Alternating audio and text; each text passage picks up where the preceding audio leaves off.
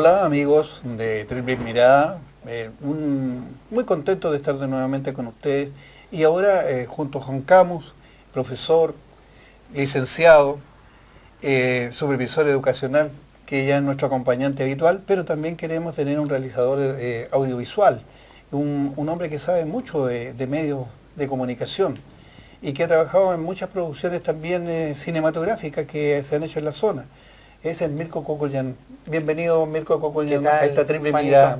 Bienvenido, Mirko, a casa. Muchas gracias. Señores de TVON, buenas noches. Yo creo que tenemos que aprovechar a nuestro invitado. ¿Qué te parece, Juan? Me parece muy ¿Cierto? bien. Aprovecharlo a él en el sentido de que nos cuente mucho cómo ve este Valparaíso que ha sido, es un escenario natural donde se han hecho muchas grabaciones de audiovisuales, también cine, y en las cuales muchas veces tú has tenido alguna participación.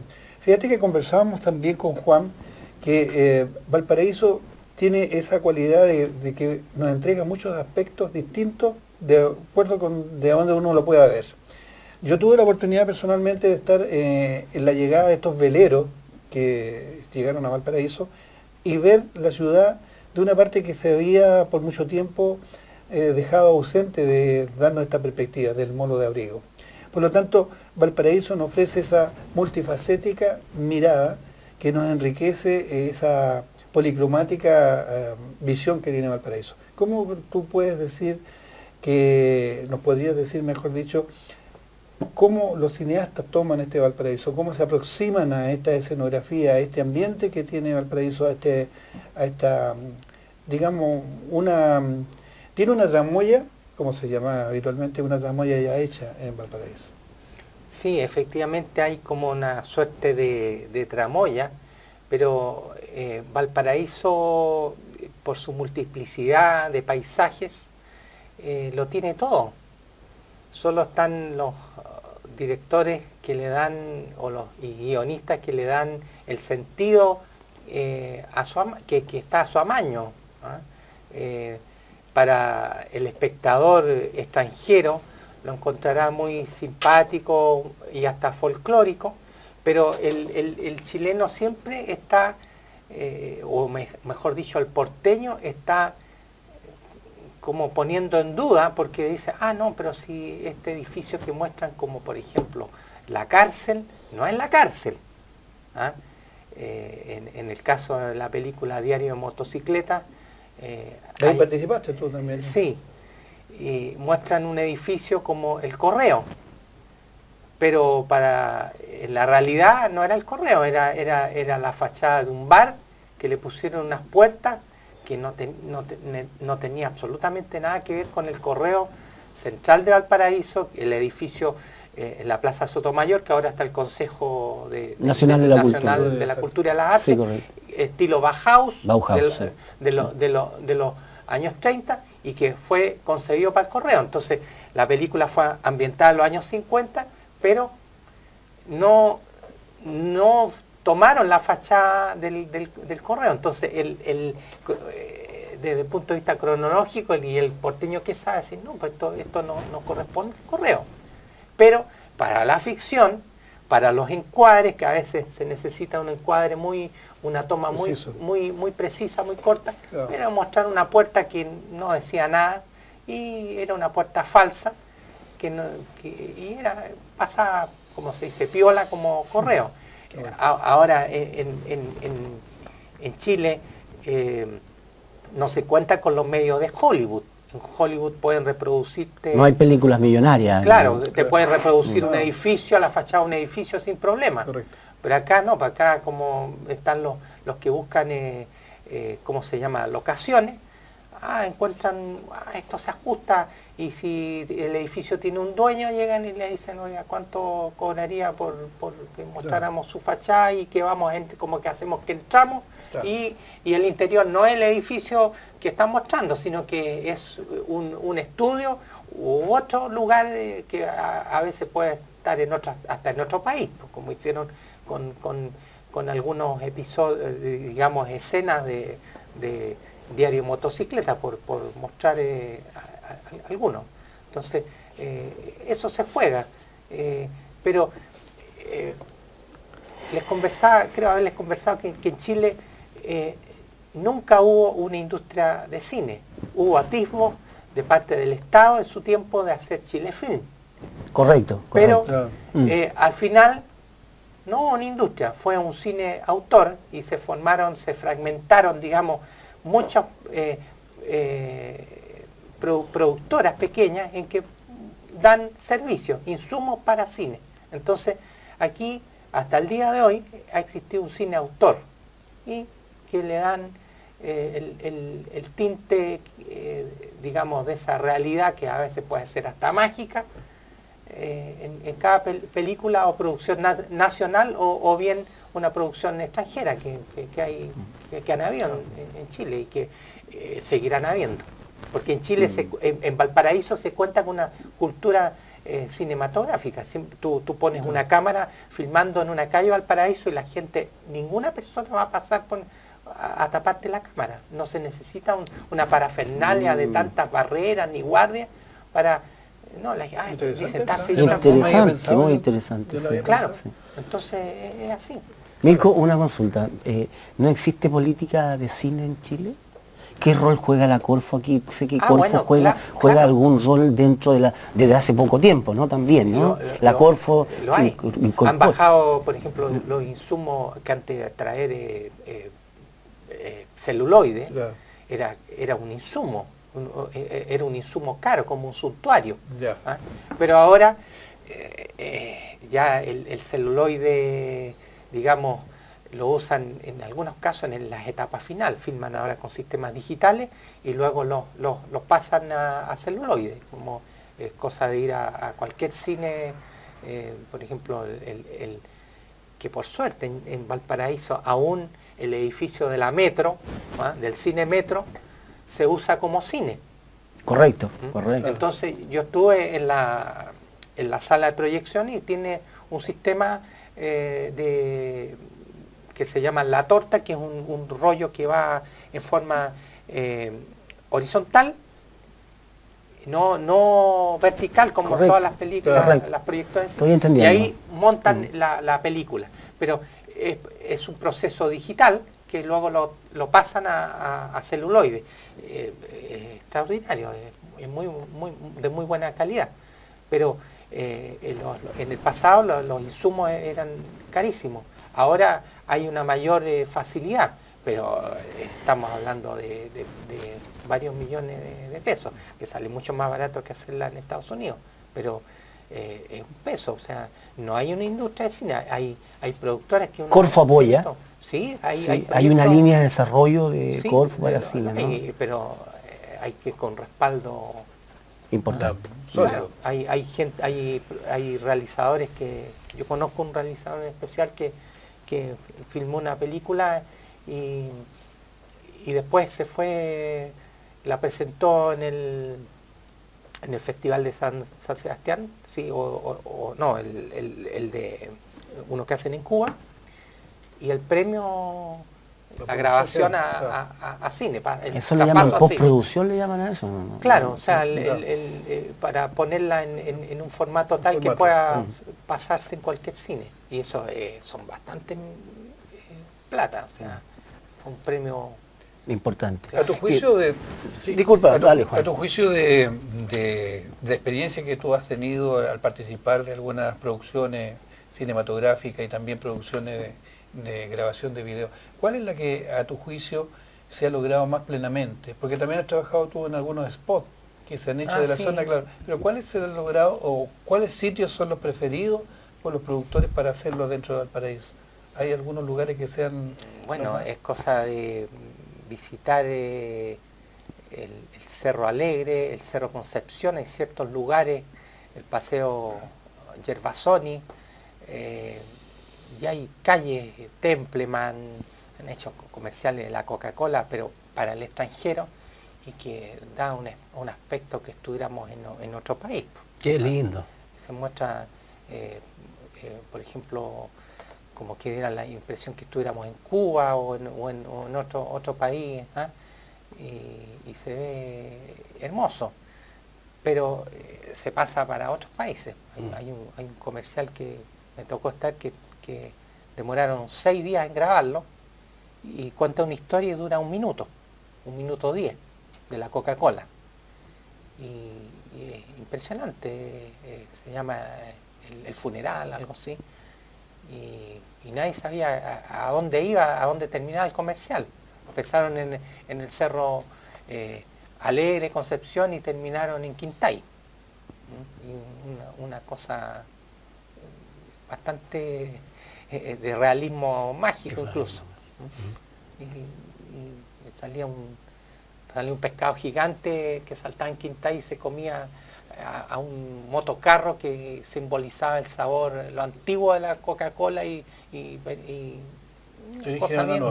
Claro, entonces después uno al ver el comercial se da cuenta que a dónde iba el desenlace. Quisiera aprovecharme de tu experiencia también como analista de cine. Te cuento, yo hago clases en la Universidad de Playa Ancha y tengo un curso que se llama Patrimonio Histórico de la Ciudad de Valparaíso. Y en eso he incorporado el cine. Y tengo incorporado Valparaíso, mi amor. ¿Cuál es la magia de esa película para Valparaíso? ¿Cuál es tu experiencia con esa película? Bueno, la primera vez que yo la vi, bueno, yo conocí al doctor Aldo Francia, de hecho fue mi pediatra.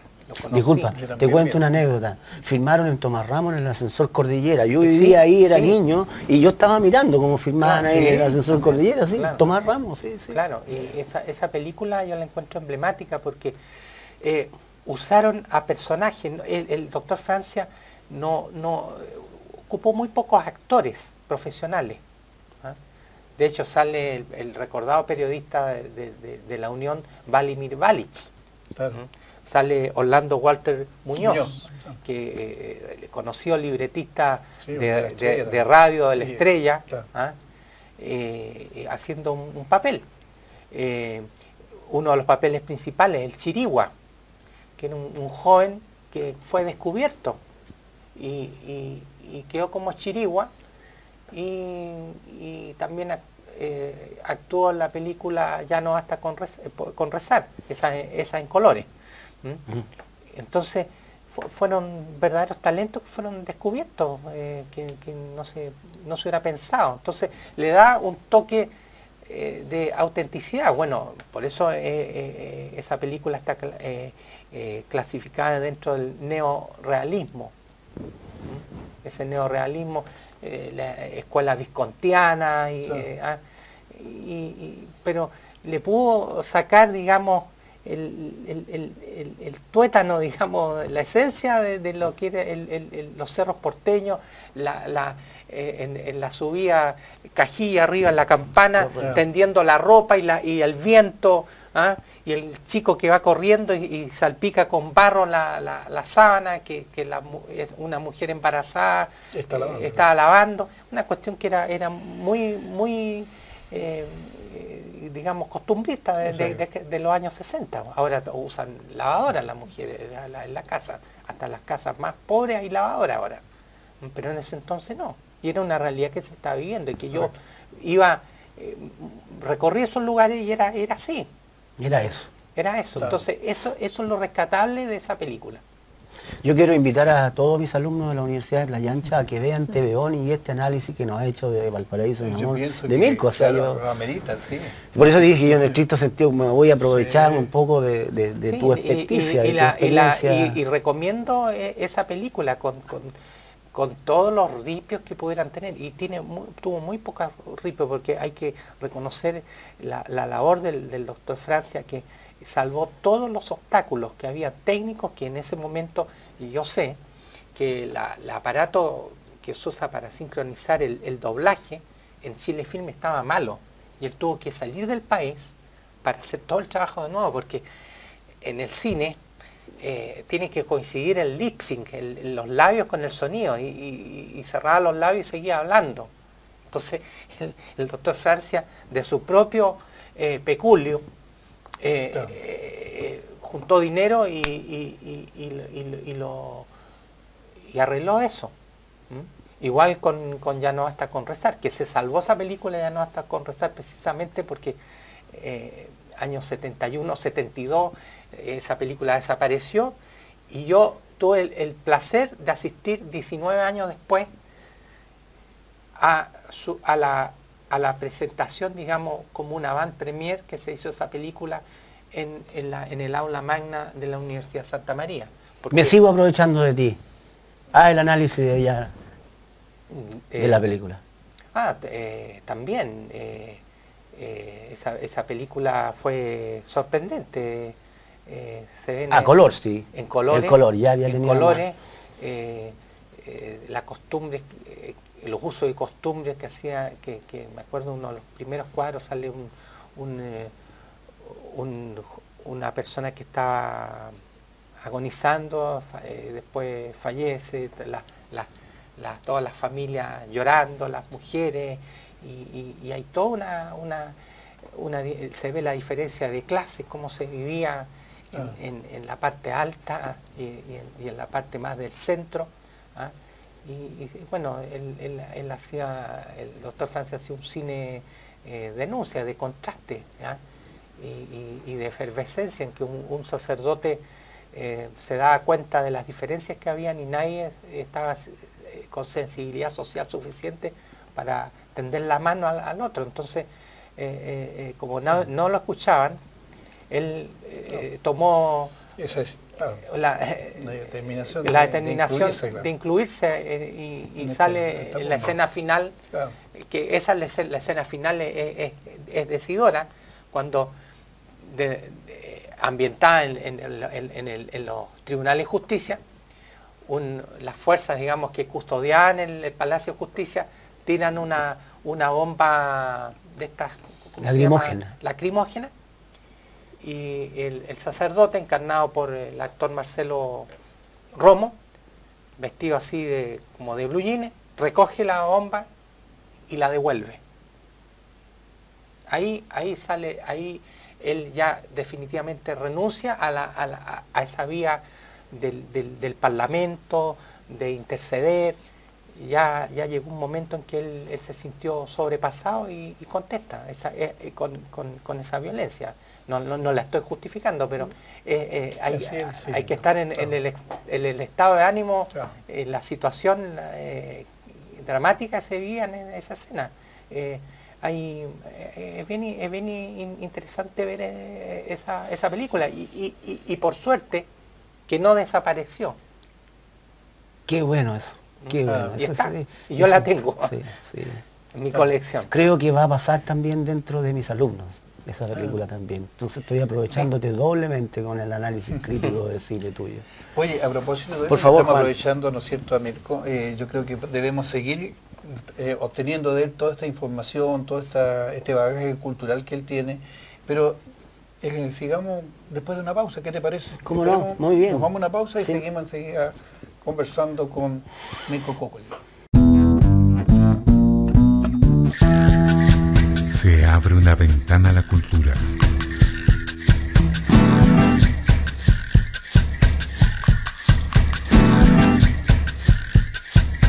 www.tvon.cl.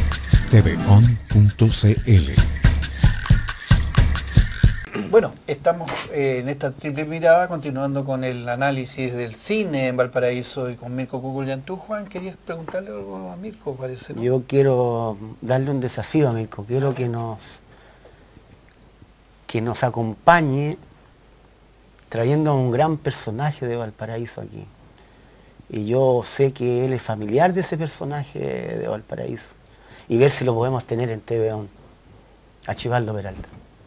Por supuesto. Yo sé que yo conozco a don Archibaldo, sé que es una persona que está siempre dispuesta a cooperar con todo este tipo de situación que tenga que ver compromiso con la ciudad de Valparaíso. Sí. Tal vez creo que él podría aprovecharnos nosotros ahora de toda su expertise y todo su bagaje cultural que tiene. Es toda una autoría. Es toda una autoridad. Sí. Y tengo el honor de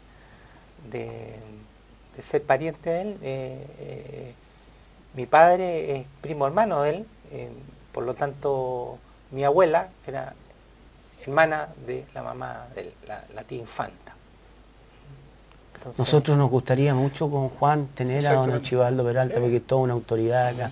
Yo recuerdo mucho en mi tesis de estudiante de universidad de geografía, cómo él con muy buena voluntad, fue orientando los pasos que nosotros le fuimos a dar a nuestra tesis, porque nuestra tesis era Evolución Histórica Urbana de la Ciudad de Valparaíso. Y en él encontramos un tremendo apoyo, estoy hablando de hace mucho tiempo, ¿no? Mi egreso de universidad. Entonces tal vez si tú pudieras hacer el contacto, sí, lo vamos a buscar, lo vamos a dejar, firmamos a la hora que sea conveniente, pero nos gustaría, contigo también, por supuesto, dentro de esta mesa. Problema. Vamos a hacerlo. Eso que dice Juan es muy importante porque hace algún tiempo nosotros desarrollamos un programa que se llama Patrimonio Regional. Sí. Porque además del patrimonio arquitectónico en que siempre se cae en el análisis de esta ciudad y de toda la ciudad en general, nosotros pensamos que el verdadero patrimonio es el humano. Y en este caso, don Archibaldo es una persona que ha contribuido, como también recién conversábamos sobre Aldo Francia. Aldo Francia es una persona a la cual yo personalmente admiro porque fue el médico de mis hijos.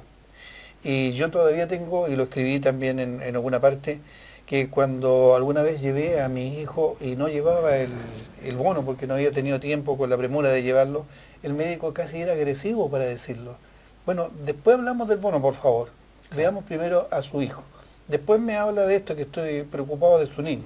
Porque yo a veces le decía, doctor, más ratos le traigo el bono, él estaba en la Plaza de Victoria, sí, frente a la Plaza de Victoria tenía su consulta.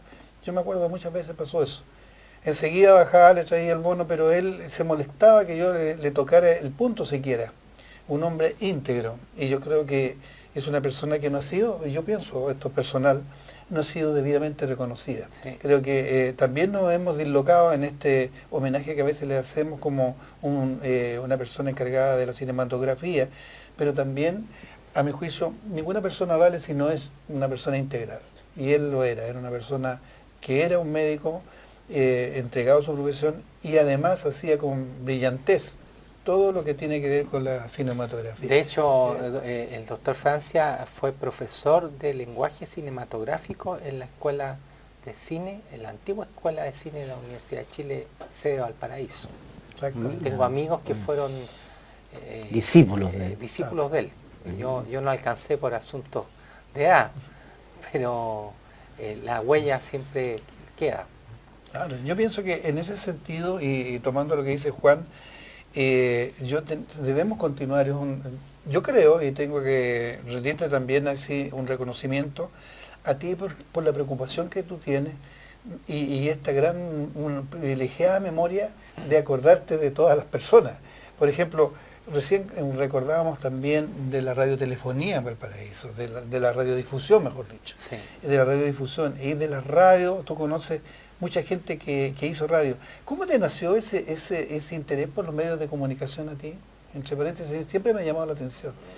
Me nació porque siendo muy chico me llevaron a la radio porteña que quedaba en el edificio de la Interoceánica, que ahora tiene otro nombre, y había un amigo que trabajó ahí y que aún está en radio, ya como 50 años en radio. Luis Muñoz Vega. ¿Está en Radio Portales? Está en Radio Portales. El Doña Nena, que le dice. El Doña Nena. Le dice, trabajó conmigo en Portales, claro. Mucho tiempo. Doña Nena, claro, sí. Es muy simpático y a todos le dicen y él lo acepta, ¿no? Claro, y él hay que desmistificar esto de Doña Nena. Claro. Le dicen Doña Nena porque esto se debe a la telenovela de los años 70 que se llamaba Nino, claro, que tuvo un rating impresionante. Claro. Y bueno, Luis Muñoz Vega trabajaba, todavía trabaja en la Radio Portales, sí, y le pusieron Doña Nena porque el personaje de la telenovela era una señora bastante que lo sabía todo. Entonces me acuerdo que yo era chiquillo, sí, y le dije, oye, ¿por qué te dicen Doña Nena? Entonces me quedó mirando serio y todos mis otros acompañantes se pusieron con cara así de miedo. Claro. Entonces se sonrió y me dijo, ¿sabes? Me dijo, porque yo lo sé todo. Mira. Claro. Entonces, y quedó, todavía nadie se escandaliza cuando dice, oye, ¿no ha llegado la nena?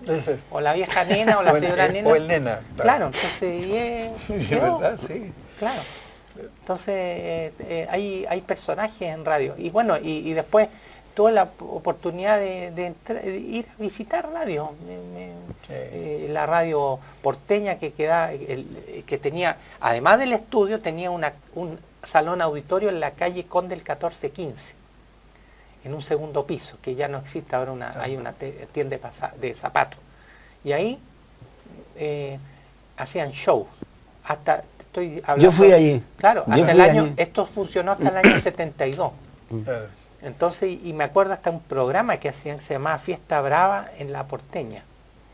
Y nos íbamos de uniforme con otros compañeros a puro ir a mirar cómo trabajaban.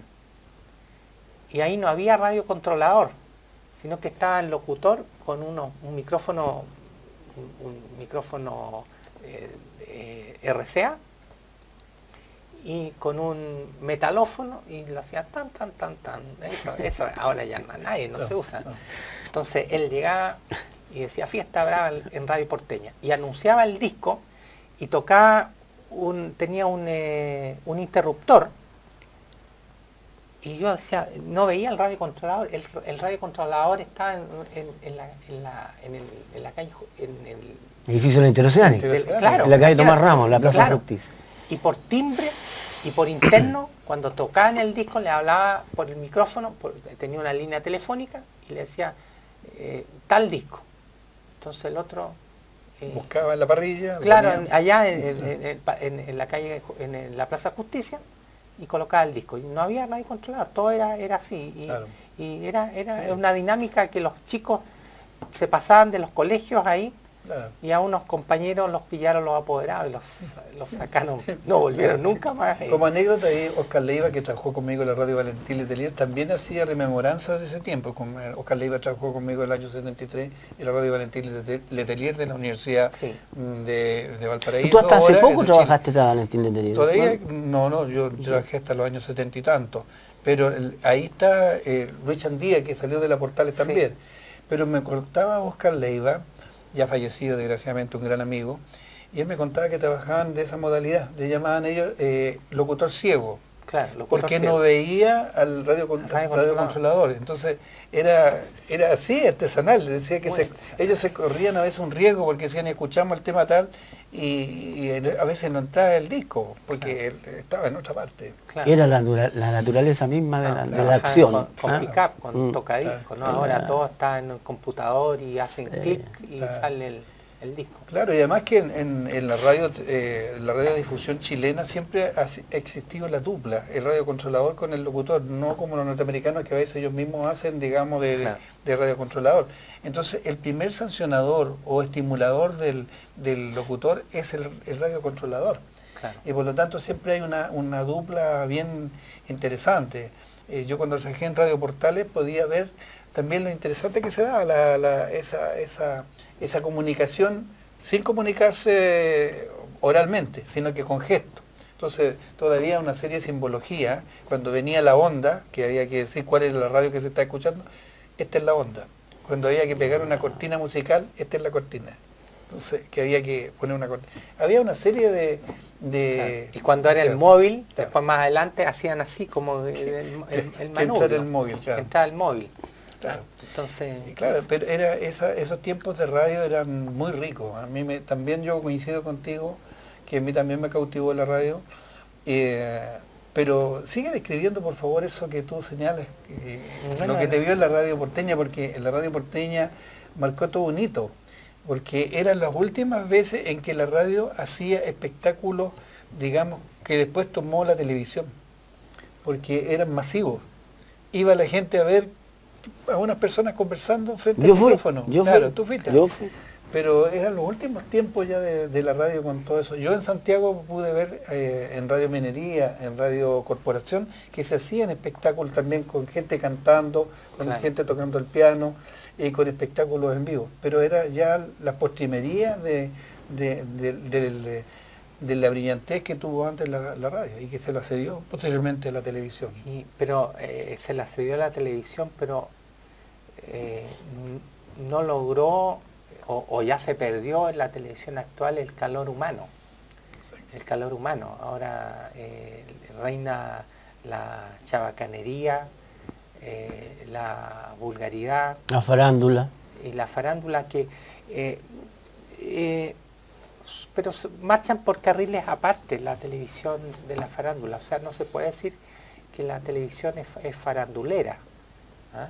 Hay programas que son con especialidad de farándula, que son personas que, por ejemplo, hay unas niñas que yo he visto en el Festival de Viña, que yo iba al Festival de Viña y se andan paseando por el Hotel Sheraton, y me dicen, mira, va fulanita de tal. Y yo digo, ¿qué es lo que es? ¿Actriz, bailarina? No, es de la farándula, del programa de la farándula. Pero oye, ¿pero qué es lo que hacen? No, es que anda con este otro ciudadano y pololeaba, pero ahora anda con este otro, pero oye, un enredo.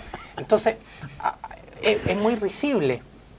Pero ¿qué podemos hacer? Y hago un análisis valórico. Tú no puedes andar por la vida en todos tus actos acerruchándole el piso a las personas. Y aquí están validando en estos programas de farándula que es lícito, porque hay personas que lo ven, que no tienen el criterio formado para decir, oye, no, esto es una charada. Sí, sí. Qué buen análisis. Es una charada. Hay niños, hay chicos de 8 años, de 10 años que están viendo esos programas y lo ven como una cosa, como un... Natural. Como un canon. Claro, Casi como un canon, como una cosa totalmente natural. Entonces, acerrucharle el piso o el famoso bullying que en la farándula se hace, ¿ah? de decir el matonaje verbal, que predispone o es la antesala de la agresión física. Totalmente natural. Entonces, ¿con qué moral podemos después sancionar a aquel niño inmaduro que agrede en forma bastante tremenda a un niño porque no le cayó bien? Porque se han bajado todas las barreras, ¿ah? La paciencia, la conmiseración, ¿ah? No hay. ¿Ah?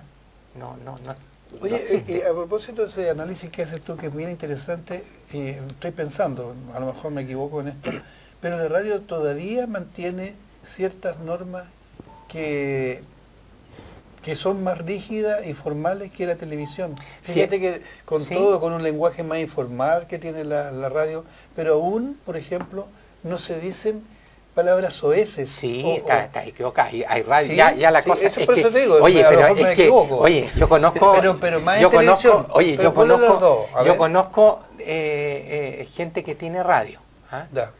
Gente que tiene radio en el sur, ¿ah? Pero un hombre que yo aprecio mucho. No voy a decir el nombre, Obviamente. pero ya. Está en el marco de una radio, digamos, con buen nivel, buenos comentarios y todo eso. Pero es cosa de empezarse a mover por el dial, especialmente la FM, y vamos a escuchar radios en que se echan garabatos, pero a diestra y siniestra. O sea, ¿son equivalentes más o menos? Digamos, el deterioro que tienen ambos Claro, medios. Oye, y te puedo ¿Sí? decir que hay uno en especial que es periodista y interactúa con gente que el garabato está totalmente validado. Y no es que uno sea puritano ni nada, No, pero estamos en una sociedad que se está saturando de violencia verbal. Y esa violencia verbal es la antesala a la violencia agresión, física. Claro, Sin física, duda. de hecho. Sin duda. Entonces, le dice un epíteto y el otro, Claro. no justificando, va a reaccionar y se va a las manos. Entonces, ¿dónde está la intermediación, digamos, lo que están enseñando los colegios? Hay colegios que enseñan solución de problemas por medio de la intermediación y de la resolución pacífica de los problemas, cuando en el mundo real y por medios de comunicación apoyados por publicidad bastante costosa, validan el que, y lo dan como lícito, el decir, no, échale nomás. Lo que tú describes, yo creo, Mirko, es lo que nosotros como profesores, como supervisores educacionales también lo vemos en la praxis, porque parece que nosotros escribimos con la mano y borramos con el codo, es decir, nosotros tratamos de entregar valores, que en los colegios se mantenga se mantenga la cultura del país, pero al final todos los medios van en otro sentido y ese es el grave problema. Claro, pero esto tiene que llegar a un punto en que ya diga, oye, paremos. Correcto. Paremos. Y ya hay personas que están dando, digamos, encendiendo las luces rojas para que esto pare. Y esto no podemos endosarle al orientador del colegio, al jefe de la UTP o Unidad Técnico-Pedagógica que hay en los colegios, claro, o al orientador o al psicólogo, porque claro, hay un psicólogo para 500 alumnos de un colegio. No, aquí esto tiene que partir de la base de la sociedad. ¿Y cuál es la base? En la familia. Un padre que ponga y una madre que ponga los puntos sobre las sillas respecto al lenguaje, al lenguaje. Y a saberse controlar. Oye, Mirko, perdón, no sé si quieres decir algo, Juan, pero yo quería detener un poco en esto porque también cómo hacemos un equilibrio de una radio atractiva, que tenga sintonía, que tenga también auspiciadores, porque eso es al final lo que se persigue, pero sin caer en eso. Yo creo que es una radio que lo ha logrado y quiero en este momento también rendir un homenaje a Carlos Superocho Alarcón, que falleció también hace algún tiempo. Él era parte de la Radio Festival. Y la Radio Festival, yo analizándola, siempre tiene un toque de malicia, de ironía, de burla, pero nunca yo por lo menos he escuchado, no sé si también estoy teñido del grado de afecto que le tengo, porque ahí quienes han formado parte de esa radio han sido compañeros míos de la universidad. Claro, sí. El Juanito Galvez, que ya falleció, el Fernando Lara, que le decían el Tuto, también ya fallecido, el Oscar Valdés, y bueno, y también los radiocontroladores y locutores. Y Carlos, ¿no es cierto?, Alarcón, como los otros, como el Petete Sepúlveda, por ejemplo, que también trabaja allí. Sin embargo, yo siempre escucho mucho el festivalazo y veo o escucho, mejor dicho, para ser correcto, y escucho que ellos nunca se salen, están en el límite, están a punto, uno puede lograr una doble semántica, un doble significado, uno podría hacer los saltos elípticos de algo que están tocando con algún grado de malicia. Pero fíjate que no llegan a la grosería, no sé si compartes tú eso, que también has escuchado Festival, o sí, discrepas de eso. Yo escucho la Radio Festival desde el día en que se fundó, en el año 1976, un 1 de octubre. Y fue un gol de media cancha esa radio. Y se diga lo que se diga, aquí en la quinta región ha sido como un semillero y un alma mater de las comunicaciones. No olvidemos que una de las primeras radios en Chile, la segunda radio después de la radio chilena en 1922, fue la radio Wallace. Bueno, sí. Después, bueno, en los años 30 fue la radio Metro, que pasó a ser radio Minería y después posteriormente radio Festival. Y fue manejado por familias que siempre tuvieron una raigambre, una tradición en comunicaciones. Los Venegas con la radio Viña del Mar, después el señor Chiesa, que familiares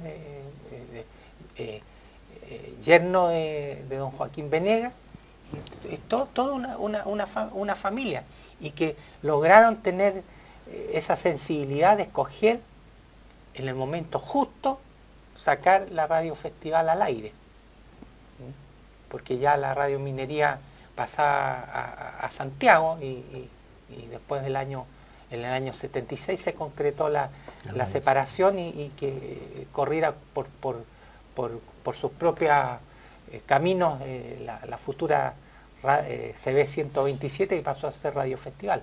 Entonces, hay una tradición, hay una planificación, y hay gente que sintoniza digámoslo así, los de adentro tienen que estar sintonizados con lo que se va a hacer. Exacto.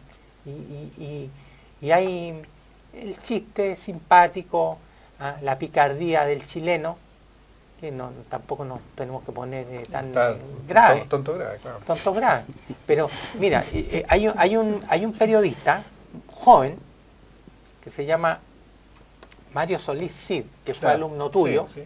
Y él en su tesis, la tesis la basó en la Radio Festival y se la cuestionaron. Y tú fuiste uno de los que defendiste que era válida, porque es una tradición, son 36, 37 años. O sea, acá ya no queda ninguna emisora en la quinta región prácticamente que tenga esa tradición. Esa historia. Esa historia. La radio cooperativa de Valparaíso que funcionaba en la calle Lira desapareció. La radio Agricultura que estuvo en la calle Victoria también desapareció. Entonces queda Radio Portales, Radio Festival, Radio Universidad Santa María, Valentín Letelier, pero de esas radios... Ya se empieza a terminar. Claro. Y muchas de esas radios, perdón que te interrumpa, tienen todo grabado. Una de la Radio Festival recién ahora está grabando el día domingo, o sea, era una de las radios que tenía locución activa, en vivo y en directo, como se le llama, todos los días. Incluso alguna oportunidad se pensaba que en una emergencia qué radio podría emitir mensajes para la ciudadanía. Y justamente yo planteé en la Intendencia Regional que la única radio que tenía en esos momentos personas y con un generador, ¿no es cierto?, que podría echarse a andar para poner la señal en el aire era la Radio Festival. Claro. Ahora, después de la cooperativa, antes era la cooperativa, la radio cooperativa tenía 10 kilowatts y después ya, digamos, sigue transmitiendo desde Santiago en un enlace, pero no desde generando con programación local. Correcto. Entonces la radio festival tenía que ser potencial y soy de la opinión que una radio así como la AM, en que las ondas de la AM pasan para la atmósfera y tiene una onda amplia y rebota y se puede escuchar en muchas partes, no así la FM que es más corta, entonces choca con un cerro, acá no. Entonces una radio como la Radio Festival tendría por razones geopolíticas, tiene que estar, digamos, cumple una función social. Correcto. Pretender eliminar las AM sería un error garrafal. Político, claro. Claro, y ahora, para ser justo, también hay que pensar que en la radio Bio Bio, por ejemplo, con esta cadena nacional, también se ha puesto con transmisiones locales, y también la tenemos acá, hay muchos jóvenes participando en eso, pero son unas radios que tienen una sintonía nacional, y son, claro, FM, y tienen una línea periodística y de transmisiones nacional. En cambio, la Festival tiene una peculiaridad que es de la región. Incluso... Está en internet, en www.radiofestival.cl. Y además pero tiene el sentido local, porque la gente cuando uno la escucha siempre habla de personas, algunas veces ficticias, pero son personas que cada uno se conoce, de Forestal, de Playa Ancha, del interior, de San Felipe, porque Juan Alberto Sepúlveda es de San Felipe. Claro. Tiene un sentido localista que es bien interesante y que vuelve a entroncar con lo que recién estábamos conversando hace un rato. El sentido del patrimonio humano que se pone de manifiesto, porque se habla de las personas que trabajan en distintos lugares, el señor del colectivo tanto, el pescador de la caleta tanto, el señor que trabaja, no sé, que anda navegando, en Juan Fernández que está esta otra persona, y eso da un sentido de un rol de pertenencia, es decir, que la gente se siente identificado con eso. Yo creo que eso hay que conservarlo. Cuando la gente empieza a perder y la globalización, por ejemplo, uno se hace ciudadano del mundo, como decía Marshall McLuhan, que uno empieza a conocer mucho del mundo, sí, pero también uno empieza a desconocer la casa, y eso es peligroso. Uno tiene que conocer también su casa, su familia, y de ahí, ¿no es cierto?, proyectarse al mundo. ¿No es cierto? Tolstoy y otros escritores también dicen, uno describe tu ciudad y describirás el mundo. Y es verdad, uno tiene que conocer y querer lo suyo, para poder también hacerse fuerte y proyectar el mundo. Yo creo que en esta oportunidad ha sido tan rica la conversación que hemos tenido con Mirko, que no sé, Juan, si piensas tú que debiéramos invitarlo a esta triple mirada en otra oportunidad. ¿Qué piensas tú? Yo antes de invitarlo quiero hacerle otra pregunta. Ya, a ver. Entiendo que en Valparaíso se hizo la primera filmación que se hizo en Chile. ¿Estoy en lo cierto en eso o estoy equivocado? Sí, totalmente cierto. Se hizo junto a la pileta Neptuno. Al frente hay una plaquita en que en 1893 o 94 se hizo un ejercicio de bomberos y un camarógrafo de la biógrafo, que después se llamó el biógrafo, por eso la gente antigua decía voy al biógrafo, porque era una compañía con una cámara Pathé, con THE, Pathé, filmó ese ejercicio y se registró como la primera filmación en Chile. Mira qué interesante eso, ¿no?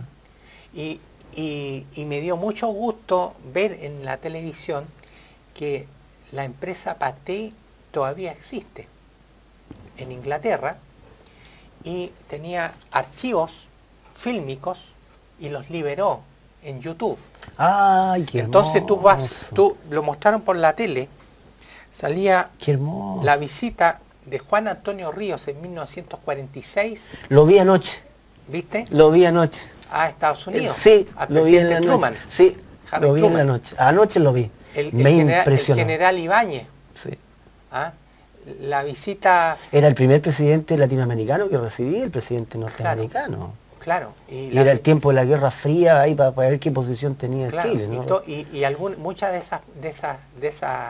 esos cortos están hechos en color, algunos en blanco y negro, pero con una calidad impresionante. Y la visita de la reina Isabel también, anoche la vi, claro, ¿no? Estoy de acuerdo. En cine. Sí, en cine, en calidad de cine. Eso es un patrimonio, y es un patrimonio que está gratuitamente al acceso de cualquier persona que empiece a buscar en YouTube. Son 3.500 imágenes. ¡Qué maravilla! Yo creo que voy a ir para allá. Tienes que enviarme la dirección, Mirko. Claro, lo vamos a buscar y lo vamos a publicar, claro, ¿no? Porque la gente que... Es realmente... Yo alcancé anoche a ver la visita del presidente, me llamó muchísimo la atención. Pero además hay una locución espectacular. Sí, claro, con locución. Con locución, claro. muy bueno, muy bueno. Sí. El terremoto de Chillán. El terremoto también lo vi, también lo alcancé. Yo había visto filmaciones que están en un estado, digamos, malo. O sea, pero esto era... Es espectacular. Claro, es como cine. Claro, y con una locución de cine. Claro. Como el mundo al instante. El mundo al instante. Hemos aprendido nuevamente con Mirko aquí muchísimas cosas respecto a nuestros temas de conversación, Juan. Yo creo que tenemos que, invitarlo a todos quienes están siempre con nosotros a continuar viendo a esta triple mirada, que ahora ha sido muy rica, ¿no es cierto?, con la visión de Mirko como productor, director de televisión, camarógrafo, y en el fondo... audiovisualista, ¿no? Y yo creo que es un verdadero documentalista, no solo de eso, sino que de la vida de Valparaíso. Yo creo que ha sido un privilegio. Lo invitamos entonces a esta próxima edición de Triple Mirada, pero también a que continúen viendo este programa, si les interesa, ¿no es cierto?, a través de YouTube, para que ustedes puedan, si les interesó, verlo, porque ya va a quedar subido allí. Hasta una próxima oportunidad, Juan. Muchas gracias, Mirko. Muchas gracias por la invitación. Ha sido un placer poder conversar de temas que no se conversan muchas veces ni en el living de la casa. Exactamente. Se abre una ventana a la cultura.